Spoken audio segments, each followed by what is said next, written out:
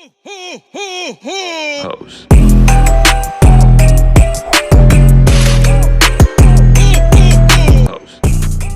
Hi, it's your girl Shay. We are back with another video. So right now I'm on my lunchtime. I just ate lunch before I did the video. Usually I eat with y'all, but y'all, it was just real quick.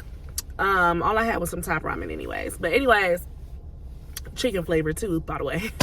But I just wanted to bring y'all a little story time, a little more information about me, but of what I went through. This is a true story. So today I'm at the county building, right? It's a little story time what happened at work today, literally. So anyways, I'm at work, right? And so I'm assisting in line in the lobby. Then I sit down to chill because, you know, the line got shorter and there's nothing going on. So it's this guy. Matter of fact, he look kind of fine. Okay, let me be honest. He is fine. You feel me? He is. So, but I didn't pay nothing to him. I was just doing my job, being professional at work. And then he turns his head and says my name.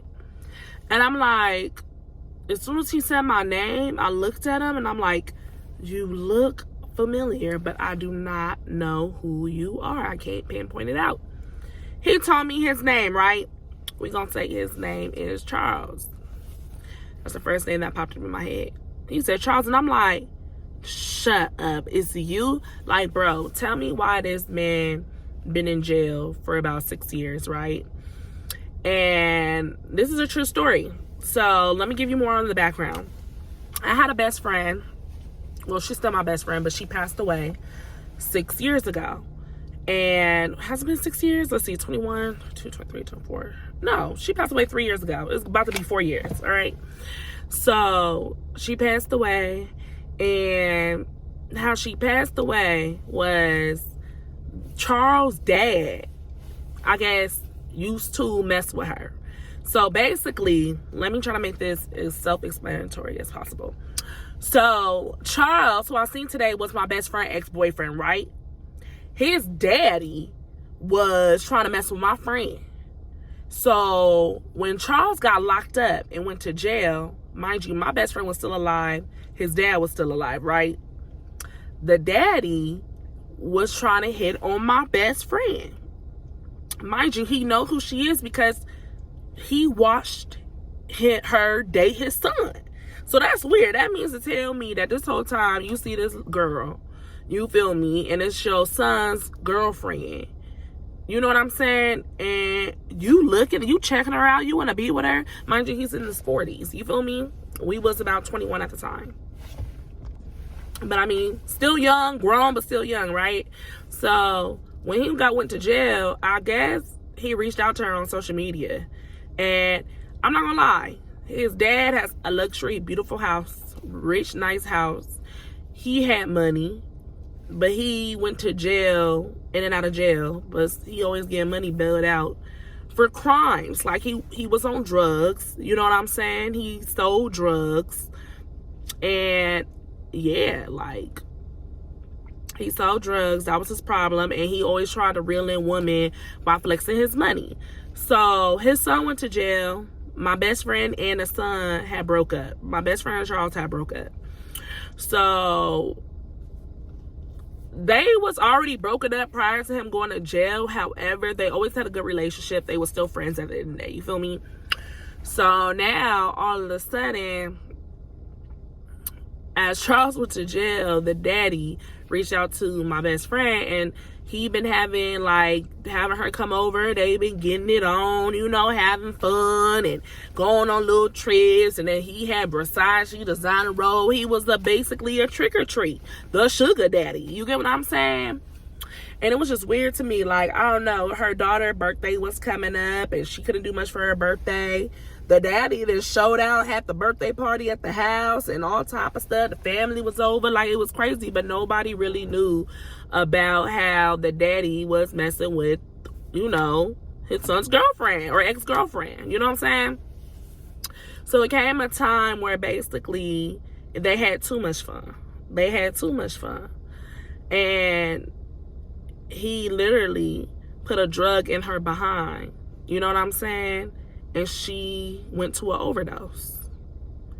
Meanwhile, her ex-boyfriend that so close with, still her boo at the end of the day, even though they wasn't physically together, they still talked, they still had a good relationship. He was in jail the whole time and didn't even know his daddy was hitting on her. Now, next thing you know, my friend overdosed. You know what I'm saying? Her phone went dead. Next thing you know, her purse and money was stolen. And next thing you know, an ambulance call was made. He made an ambulance call and from private and told him where she was at and left, right? They found my friend and she ended up in the hospital and she was basically a vegetable. And they told her that she had 3 days to wake up when they had, I forgot what they put you under, like life support or something like that. And if they don't wake up, they got to pull the plug. You know what I'm saying? And unfortunately, that's what happened to my best friend. I don't like talking about the story too much because I noticed that people that I shared that story with and how our relationship and bond was, they tend to throw it in my face. And even if they didn't know her, they knew that that's the soft spot that gets to me. But that's something that, you know what I'm saying? I feel like I built this family. It's something I feel like I was okay to share with you guys on YouTube. But I never brought it to your attention because at the time, like, other people who I shared the story with or didn't know, like, they use it against me to hurt me. You know what I'm saying? And felt like they start mixing random stuff to the stories, and it's like, why play with the dead? You get what I'm saying? Why are you playing something you don't even know about? They used to say, oh, you was with them when they, you know, they was having fun. No, I was not. Oh, she was at your house last, you had something to do. Like, no, I did not. You know, hurtful things like that, even though if it wasn't true. But it's like, people did that. So I didn't really bring up my relationship with my best friend and how it affected me on YouTube because I wasn't ready to talk about it. But now since I'm getting paid, it's a whole different scenario. But no, but still, like, I'm not even gonna lie, like, it's touchy for me to even, you know, talk about.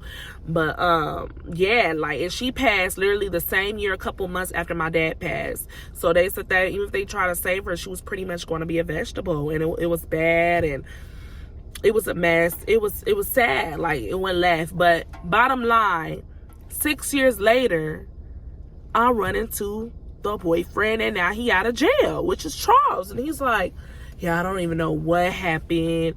He said that he came the next, but it's like, are you just saying that? I understand that's your dad. Are you just saying that? Or you know more than you know? Or you just don't want to talk about it? It's a touchy subject. Nobody really want to talk about it. Or you clueless and really don't know? Because true, you was already in jail for 2 years when it already happened. And now 4 more years down the line and you just got out. It's like, you don't even know what to believe either. Because you in jail, you don't really know. You know what I'm saying? So, and them phone calls is recorded. So it's like, you know what?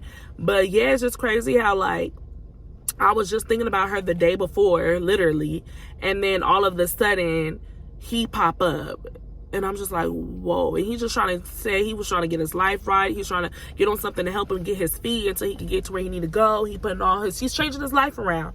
And, you know, that's what people need to do when they in those type of situations. You know, people getting locked up. People go to jail every day, prison. You know what I'm saying? Come out and do the right thing. You know what I'm saying? But it was just crazy, like, how years already passed by. And it's like, wow. And it's like, dang, yo, daddy is the reason why. You know, your ex-girlfriend's the reason why you ain't here no more. Like, that's crazy. I know I'm pretty much sure that's like a lot to him because that's his dad and that was his girl. You know, are you upset with your dad? Or time went by, that's your dad at the end of the day. Like, I could imagine you in jail, you can't do nothing. Like, whew, that's a lot. And then the close friends that was around, like, it was a lot. It was a touchy subject. But yeah, that's just so coincidence. Like, I didn't even know how to feel. He was like, yeah, I heard you had a baby. Like, how'd you know that? You know, but no, I do advertise Jesiah a lot. And, you know, of course, my YouTube channel and stuff like that. I always post my baby everywhere. So, but he was like, yeah. I said, I'll change my life around too. Ain't no more turning up Shay. Ain't no more Shay having fun. I gave my life up for my son. Ain't no more wretched Shay. Ain't no more party. Yes, I'm at home cooking, washing clothes, feeding my baby, doing hair, making sure I'm being a mother to provide. Okay, that's what I'm doing. But no, yeah, y'all, it was crazy. It tripped me out. Like, I got his number. He said it was nice talking to you. We had a good conversation. And yeah, but it's just like so crazy. Like, now you out after all that had happened. It's just wow. It's crazy. And yeah, my friend passed away. So now I introduce y'all, you know, to the story, whatever. I was hurt. I was very hurt. I was crying. People trying to say I had something to do when I had nothing to do with nothing. Nothing. She just linked up with the dude at the wrong time, at the wrong place. She left my house before she went to him, but I didn't even know the dude. I didn't even know him. She was at my house before she went to him, and I didn't know. I thought she was going home. She came to do my eyelashes. True story. An overdose. He had some pill or something inside a drug, put it in her behind, hit her too fast, and it had fentanyl on it. That's what I was told. It had fentanyl. Fentanyl's a hell of a drug. Y'all don't do drugs because it's serious. It will take your life. It can take your life. Yeah. But yeah, y'all, I gotta go back to work. Like, I'm already 3 minutes past my little grace period. I'm about to drive up to the front. But yeah, y'all, that's like crazy. And it's just like I'm starting to see more and more people here. Like, y'all already, some few people I didn't even mention on my channel who I've been seeing here. You know what I'm saying? Because I just feel like I don't want nobody to really pinpoint exactly where I'm at or show up. You know, like, my safety is important at the end of the day. But even if people may have an idea, which I have not, but the exact area is just kind of crazy, kind of weird. But y'all, like,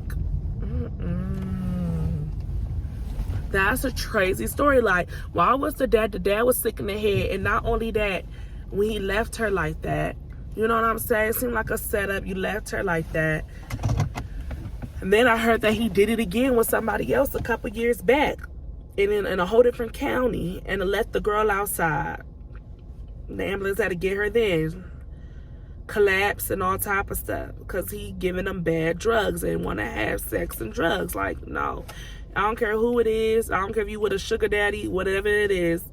Money isn't the root of money is the root of all evil, for one, because that's how he was getting people in, young girls in, with money,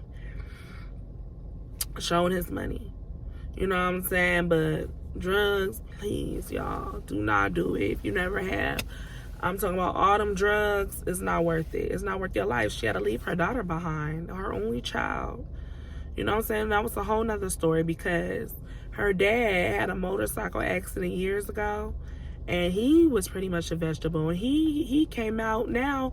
Talking to him was like talking to somebody with special needs. You know, nothing against people with special needs. My brother has special needs, before y'all kind of try to eat me up in the comments. But I'm just saying, like, that's like me right now on YouTube, and tomorrow I'm pretty much went through a lot of trauma, and then had to get back on track with therapy and everything for a whole year, and I'm coming back and I'm a special ed. It's like, it's not the same no more. Like, her dad needs to be taken care of too. So it's like that, and you lost your mama. I feel for that little girl. I feel for her every time, even though I don't even talk to that side of family like that anymore because of the drama that had happened. And then that was still my friend, and that was her daughter.